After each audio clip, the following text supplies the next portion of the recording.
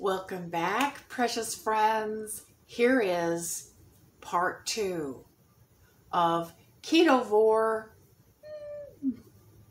arguably carnivore, chocolate cake. We are going to depan our cake. You can see it right back there on the counter. I've put a cover on it just because I have naughty kitties, and I have one particularly naughty kitty that will get into anything on the counter that's got meat in it. And I know he would have accosted that cake if there hadn't been a cover on it. So it's not that it has to be covered, it's just that it has to be covered here. Anyway, so as usual, let's talk about hardware. What are we going to need? We're going to need a mixer. You can do this by hand if you have the stamina and upper body strength of an Olympian wrestler, but I don't. We'll need a big bowl, big enough to blend our 1 cup of cream cheese and butter mixture. And we will need a smaller bowl and a sifter in which to sift our powdered erythritol. And we'll talk about that in a minute. We will need a tall container filled with, halfway filled with warm water. And we'll talk about that in a minute. And we will also need, why don't I just turn this? We will need a cup of coffee. That's considered hardware because that's for the functioning of the cook. We will need a large spreader, an offset spreader. This is really optional, but they're really, really handy to keep your knuckles out of the icing, and especially if you want a flat surface. A long slicer, you can use serrated or you can use non-serrated. Oh, noisy neighbor car going by. Noisy neighbor car. Anyway, you can use a serrated or non-serrated. I don't find that a serrated is absolutely necessary in this, and we need a plastic knife for loosening our cake from its pan. And I highly suggest applying the icing with a piping bag or a Ziploc bag with the tip cut out. I have the tip cut off, as you'll see. And that's because, and I recommend the piping bag or the zip top bag because this cake is extremely crumbly when it is room temperature, and I don't really recommend eating it cold. It gets very dense and kind of tough in texture when it's cold. However, when it's room temperature, it has, although it's a very dense cake, it has a pretty pleasant texture. So we are going to get started, but first I have to pause the video because my little dog needs to go outside. I'll be right back. There he is, the Lord and Master of the house. And there's Missy. She thinks she's the mistress. Oh, there she goes up onto the counter. Missy, I'm busy. You have to get down. Go on. Bye. Those are the animals that I live with. You know, they kind of take things over. But anyway, that's the animal show for the day. Anyway, software. 1 stick of unsalted butter. You can use salted if you don't mind the sweetie salty sort of a thing. We are going to put a little bit of salt in here. But you can use salted or unsalted butter, whichever you like best. And 4 ounces of cream cheese. This is Philadelphia cream cheese. I just like it because it doesn't have generally a lot of goofy ingredients in it, but you use whatever kind of cream cheese you like. And we also are going to have we have here a cup of powdered erythritol-based sweetener. Now this is Lakanto brand powdered sweetener. It is an erythritol and monk fruit blend. And I have this to show you. I have sifted this. And this is why you have to sift your erythritol-based sweetener. You see all these BBs in here? These are all clumps. And if you do not sift your erythritol-based powdered sweetener, you will have these little BBs in your frosting and you will never be able to beat them out. I'm serious, as a heart attack. So if you don't mind having those little sugar BBs in your icing, and you know, a sifter is also on the list of hardware, then you go ahead and you do you. But I'm telling you, if you want a smooth, creamy icing, you have to sift this. Now, I just want to make a point. I'm using this kind. No, I'm not getting any money from Lakanto. I buy this because even though it's a little bit more expensive, I find that the texture is way finer than all of the other powdered erythritol-based sweeteners I have tried. I have tried Anthony's, I have tried Swerve, I have tried Pure, and they all are, I wouldn't say they're as coarse as superfine sugar, but they're certainly not anywhere near as fine as standard powdered sugar. And to be honest, the Lakanto isn't either, but it's really close. And it's the finest powdered sweetener that I have found. And so I like it, especially for icings, because it makes a much nicer texture of icing. If you're just using it for baking, you can just use whatever old powdered sweetener because it doesn't make that much difference. But for frostings, I'm going to spend the extra money for the Lakanto. So here we go. We're also going to have a little bit of salt, some flavorings. I'm going to be using a couple of teaspoons of vanilla flavoring and a tiny bit of almond extract because I just like the flavor of it. But you use whatever flavorings that you want. And we are going to be making a basic vanilla buttercream today. Because I just like the look of a white buttercream on a dark chocolate cake. So first thing we're going to do is we are going to whip up our butter and cream cheese.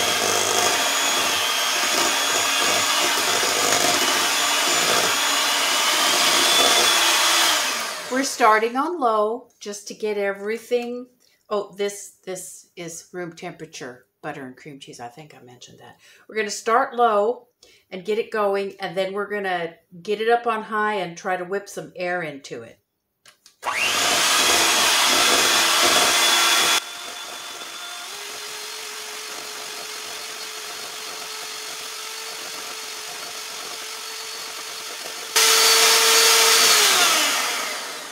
Okay, yeah, that was noisy. Maybe I'll edit that out. You will see that this has become paler in color and it has increased a little bit in volume, which is what we want. So now I'm going to scrape it down. And as you scrape the spatula across it, you can see the little air pockets in it. So that's how you know it has become fluffed up. Another way you can tell it's become fluffed up. Okay. Now we are going to beat in gradually our powdered sugar substitute. Do not dump this in here all at once and then hit it with the mixer. You will regret it. If you inhale this stuff, you could wind up with pneumonia. I am serious. Do not inhale the powdered sweetener. So I'm going to put in maybe a quarter of a cup, maybe a little less. Give it a bit of a stir to get it kind of started, and then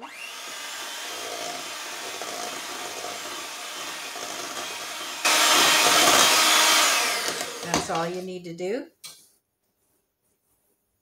A little bit more, 3 or 4 more tablespoons. Bang it down in there a little bit, and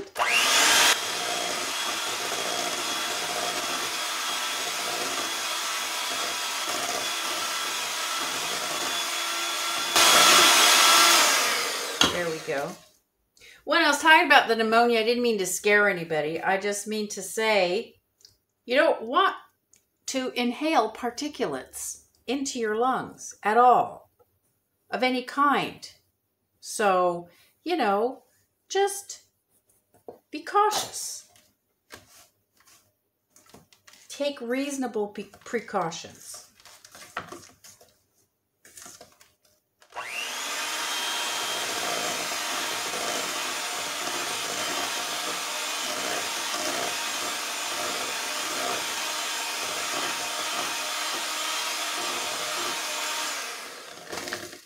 And we're going to add in our last little bit of sweetener.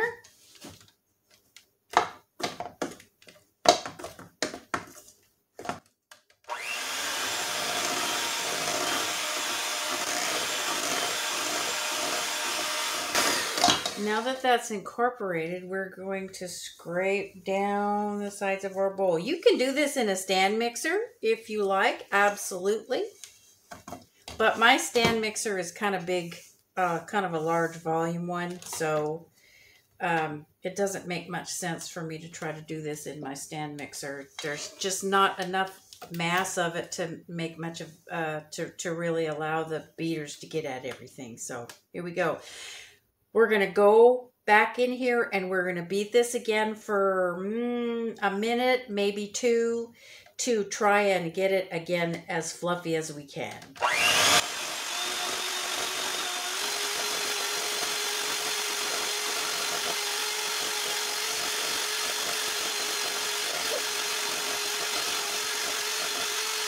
Alrighty, you heard me say woo there for a second because I lifted the beaters too far out of the bowl and I got some flyaway. This bowl is actually a little too shallow for optimal beating, but I didn't have another one that was handy. So now we're going to finish with our flavoring. And yes, the salt in this case is a flavoring. I'm putting a couple of big pinches. It's maybe an eighth of a teaspoon. If you have used salted butter, you might not need to use any salt. And I'm like 2 pinches. That might be an eighth of a teaspoon. Somewhere between a 1/16 and an eighth of a teaspoon. And we are going to put in about 2 teaspoons of vanilla flavoring. This is natural vanilla flavoring. You can use vanilla extract. You can use artificial vanilla flavoring. You can use whatever you like here. You can use no flavoring at all if you want to. It actually tastes pretty good by itself. So I'm just going to eyeball it. 1, 2. You can measure it if you like. You can eyeball it. It's hard to go wrong with vanilla. It's hard to overdose. And I am going to use my little cap right here because I only want a tiny, tiny little drippy drip of almond flavoring. Yeah, that's about 2 drops. I only want the barest suggestion of the almond flavoring just because I like it. And we are going to scrape this down.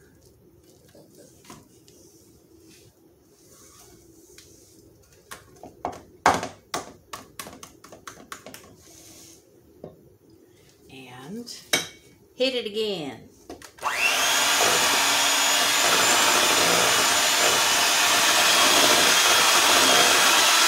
Just enough this time to get all of the flavorings beaten in.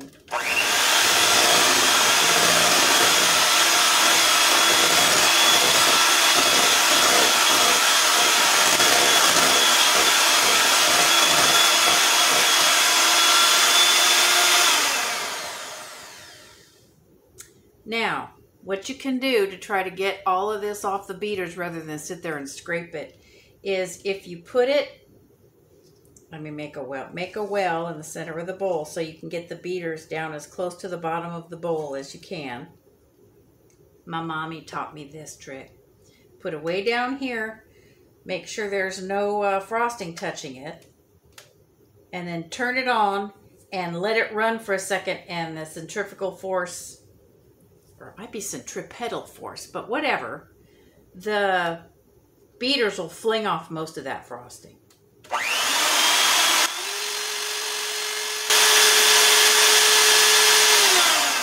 Just make sure you keep the beaters low in the bowl when you do that.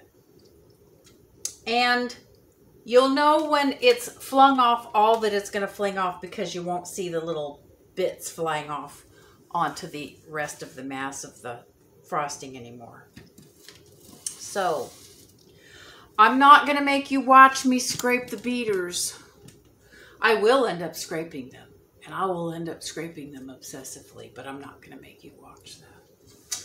So here we are. Here we have our lovely, lovely frosting. There we go. Look at that.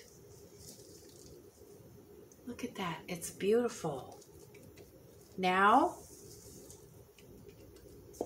I'm going to stash this in the refrigerator just for a minute. It's not going to be in there long enough to get hard, and it will get hard if you leave it in there too long. I promise you.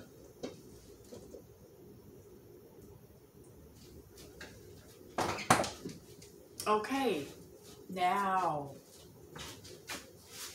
we have here our lovely, the star of our show, our chocolate cake. Remember this, guy? Beautiful, beautiful, beautiful. Now, we're going to depan our cake, and I need a plate to put him on.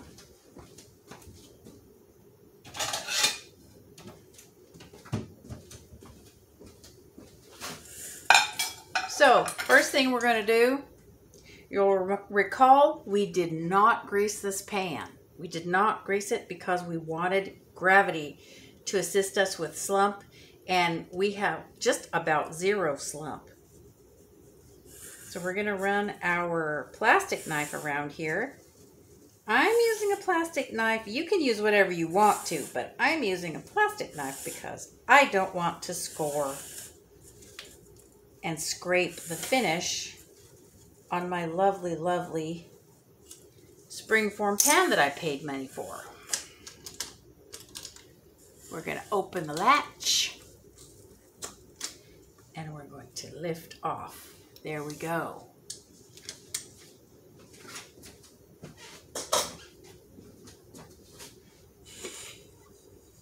Look at that. Yeah, that's a chocolate cake, my friends. Now, because, as I said before, it was not greased, we're going to have to loosen the cake from the bottom plate. You know, I don't like that glare right there. Give me a second.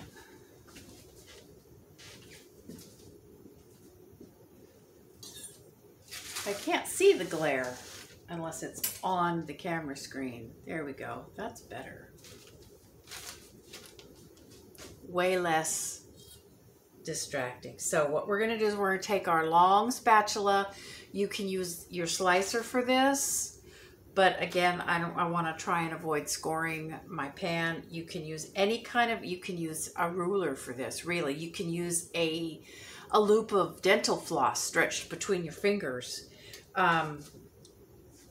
But I am going to try and get so where you can see this. I'm going to stick this right in. You can tell it's stuck because it's not going anywhere. But I'm going to stick this in right at the edge. And I'm going to just gently move the knife, and I'm going to go around. I'm not going to try and saw it all the way through at one time. That's a good way to end up cutting your cake in half. Very unevenly, I might add. I'm just going to go all the way around until I get all the way around, and I'll know when I get all the way around back to where I started, because it'll suddenly feel looser. And then once I get there, now I'm keeping the spatula, I don't know if you can see this, I'm keeping the spatula tilted up a tiny bit so that the front edge of the spatula that's under the cake is pointed down toward the bottom plate. Okay, so keep it tilted this way just the tiniest bit. See, that's flat, that's tilted. See that? And we're going to go bite in just a little bit farther, keeping it tilted, and we're going to go around just a little bit. We're going to go around more. Now, by the time I get around the second time, it's going to be almost loose. So I'm not going to tilt it up anymore because I don't want it to fall out onto the countertop. And again, when you'll know you've gotten all the way around when it suddenly feels looser. Now, I've gotten all the way around. Now I'm just going to try and push it all the way. There we go. We are de-panned.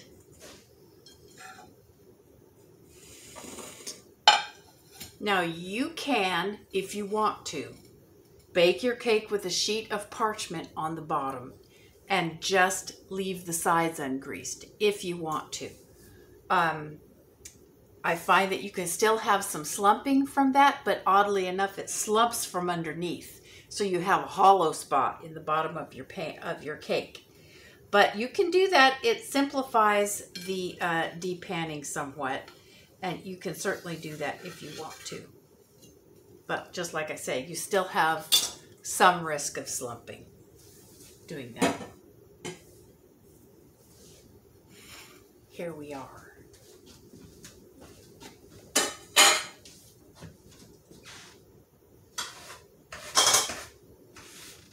So what I am going to do to aid in the slicing is, this is the pan this is the plate we're going to serve it on. But for now, we're going to put it on the cutting board to assist in cutting it. Because, now, realistically, you can slice this, you can ice this and slice it, or frost it and slice it just as it is and leave it in a big piece.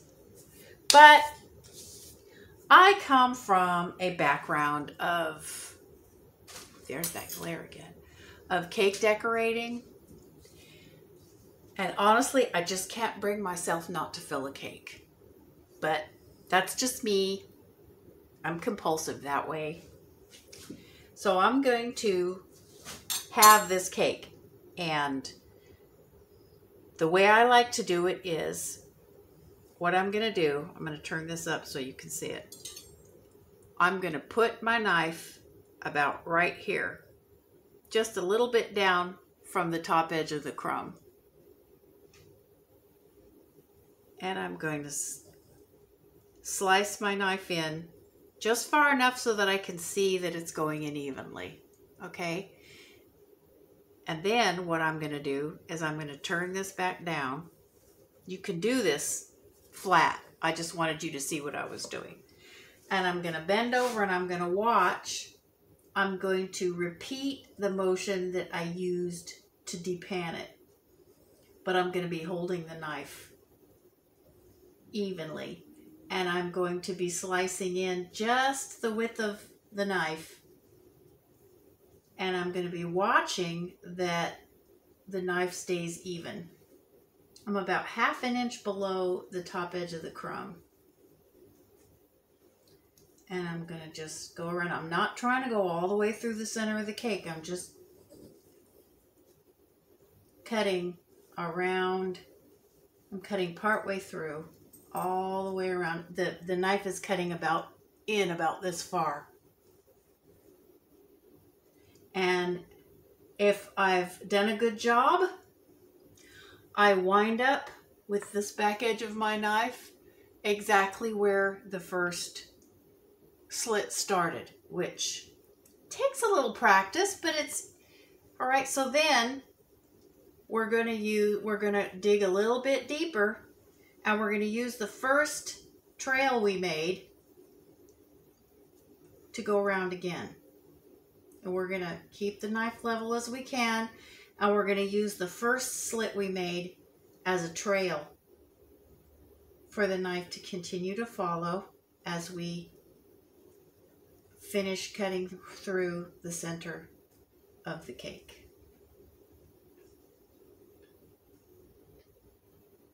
And there. As I said, you can tell you got it because it becomes looser. Here we are. Look at that. My friends, if that is not a chocolate cake, then I don't know what it is. So we're going to knock the crumbs off, and we're going to set the top part down over here. And we're going to pick this up, and we're going to knock the crumbs off.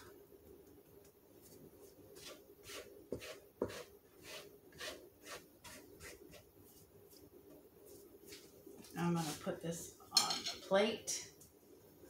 I'm not going to get fussy enough. If I was really, really being obsessive, I would have put strips of parchment paper or wax paper around the rim of the plate so that when I was done icing, I could just pull the strips out and the plate would be pristinely clean. But I'm not going to make you watch me do that.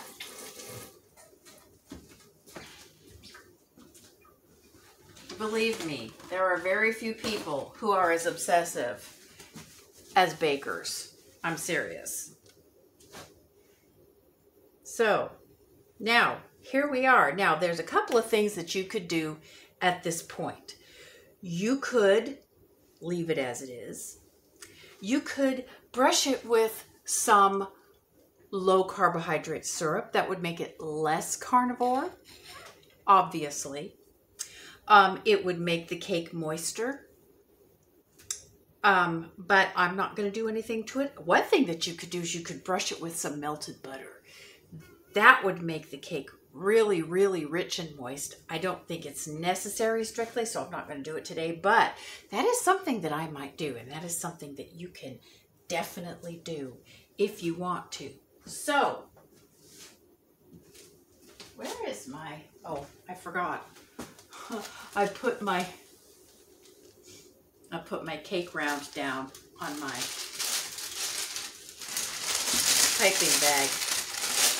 So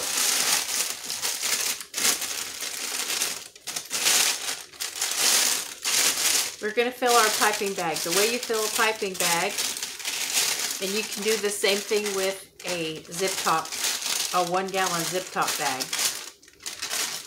Fold it down like this, put your hand in there, and then you hold it open to fill your bag. Or alternatively, you can put your piping bag inside of a tall drinking cup, sort of like this.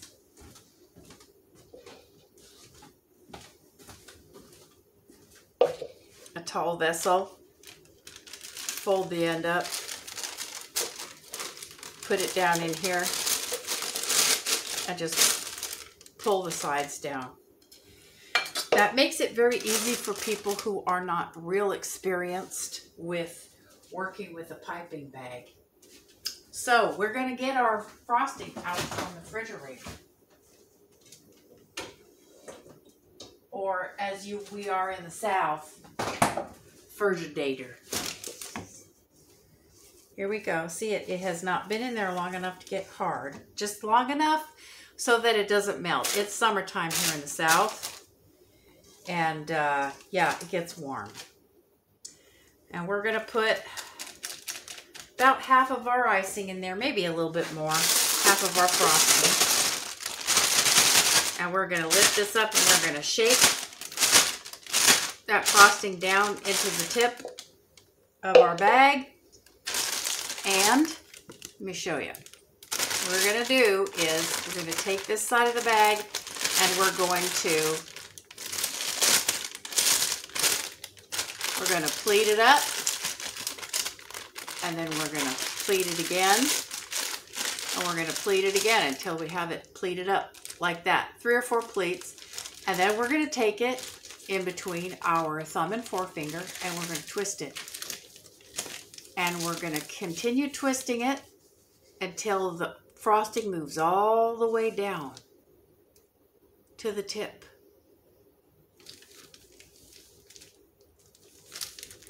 There we go. Now, when we're squeezing it, we are going to hold it with our thumb and forefinger, and we're going to control how much icing comes out by how much pressure we put on it with our fingers here. Okay? And then we're going to guide it with this hand. So here we go. We're going to put some icing. We're going to fill this cake. We're not going to put too much on the inside.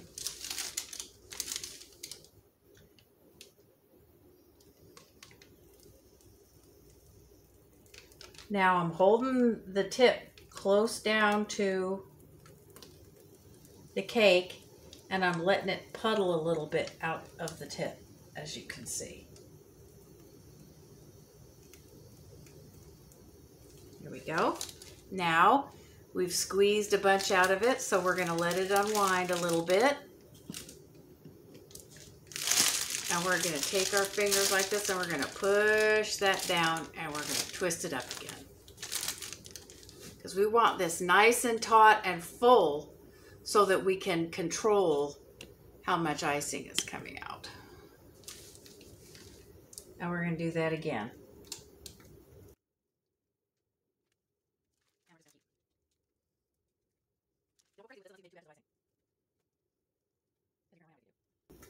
There we go. This is not enough icing to go crazy and frost the cake like super fancy. Okay, now here's where our warm water comes in. You've got your offset spreader or any kind, even a back of a spoon will work. We are gonna get your spreader wet and warm. You're gonna dry off the front. You're gonna dry off. Here, let me show you. Dip this here in the warm water. Right? You're gonna dry off the top part, but leave the bottom part damp. And then you're gonna go swoop. Right? And then you're gonna put back in there. And the hot warm water is going to melt off the excess icing. You're going to dry the top part and you're going to go swoop.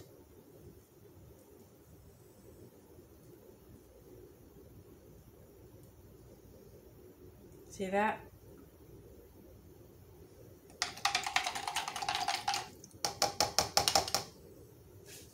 And then you're going to go swoop. And if you got any uneven spots,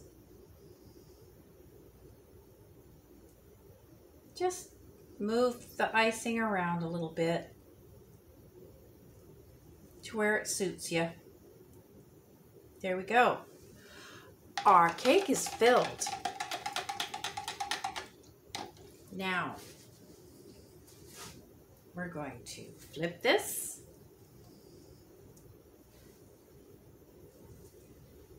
And we're going to line it up just as good as you can. It's not a big deal. Now we're going to leave the sides of this uniced. We are just going to do the top. I mean, you can make extra icing if you want to. And you can ice the whole cake like a traditional cake. But really, honestly, this cake really doesn't need that much icing. It's pretty rich as it is. Open. So, okay, it's going to be obnoxious, so I'm going to use my cup.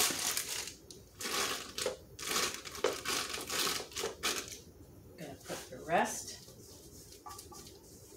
of my frosting down in here. Whoops, you can't see. There we go.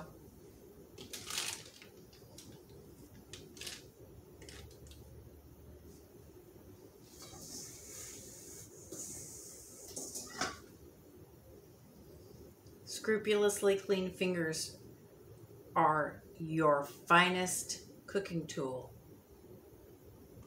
And they're always available, attached conveniently to the ends of your hands.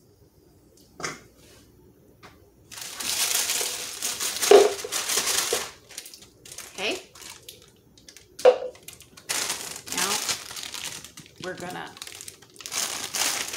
I've got taken my 2 fingers right like this, and I'm gonna squeeze down. I'm gonna turn it around between my 2 fingers, squeeze down,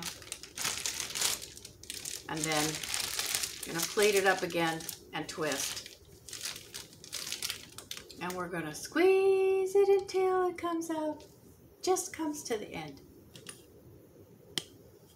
Now, I'm gonna be a little bit more fancier. Oh, excuse me, my hand is sticky.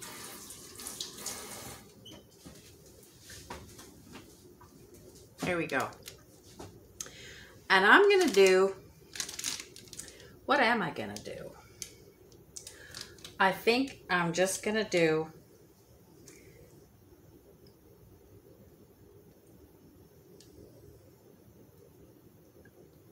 dots. I'm just gonna go around here. If I had a star tip, I could just do stars, but I don't have a star tip on me right now. I'm just gonna do dots.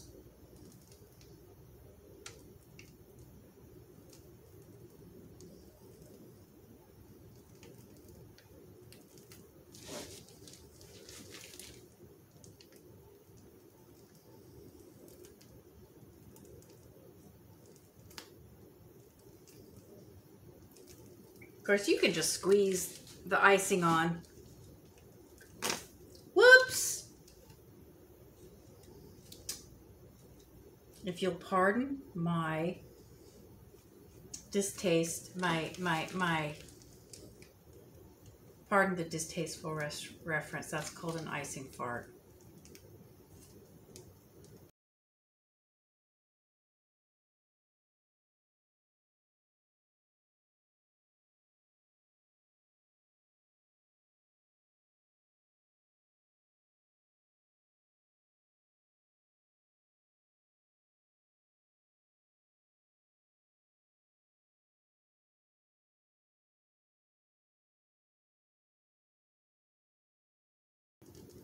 And this is a real easy way to make something that looks kind of nice and a little bit fancy if you're not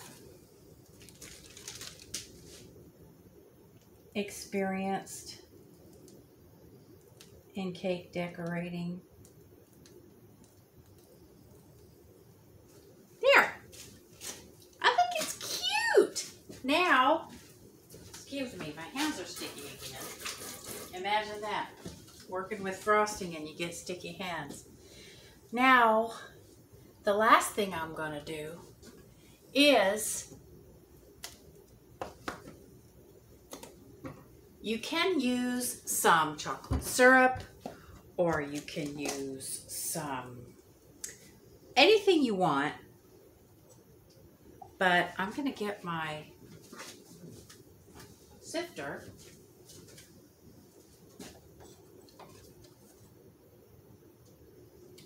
And I'm going to put some cocoa powder in here.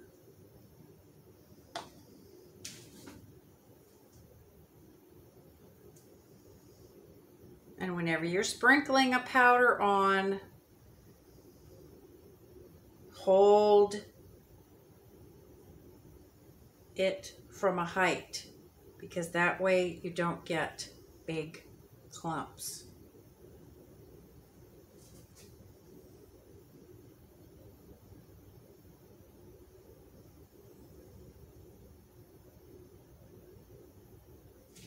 There, just a tiny bit of cocoa powder, which I've dumped all over the counter. But anyway, here she is, precious friends. I think it's lovely. The carnivore or ketovore chocolate cake. Let's just appreciate it for just a second before we give it a whack.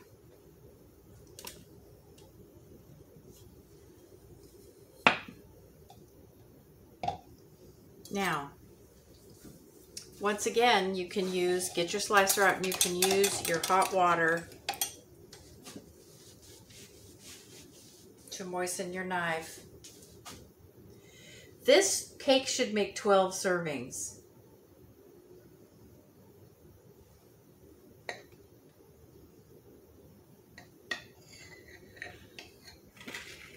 So I'm going to mark it in fourths, so I can get a third.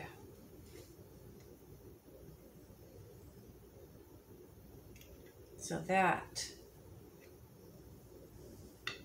will be a serving, my dears.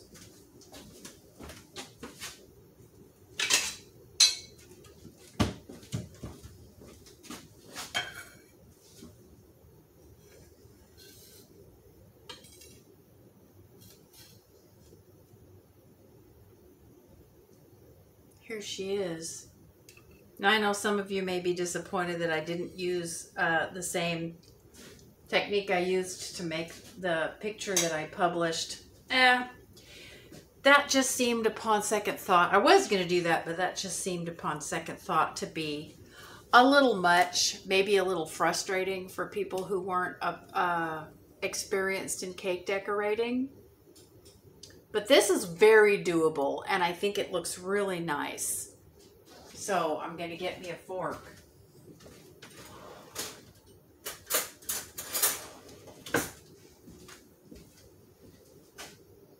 Here we go.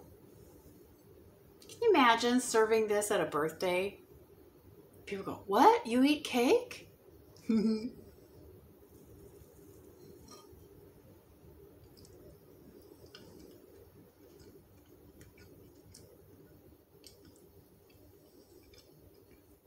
It is very rich and very chocolatey and not too sweet. The frosting, I think it's light, and it's the slight acidity from the cream cheese and the richness from the vanilla. And the lightness of it is a real excellent foil to the rich denseness of the chocolate. So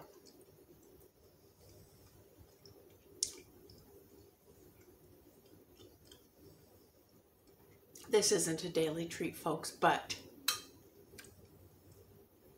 for a special occasion, something that you can actually eat on a carnivore diet and not feel guilty doing once in a while. And that probably, as long as you're not sensitive to erythritol, probably won't destroy your guts. And it definitely won't destroy your blood sugar control. That's it. Precious friends, carnivore / ketovore chocolate cake. I hope you try this, and I hope you enjoy it.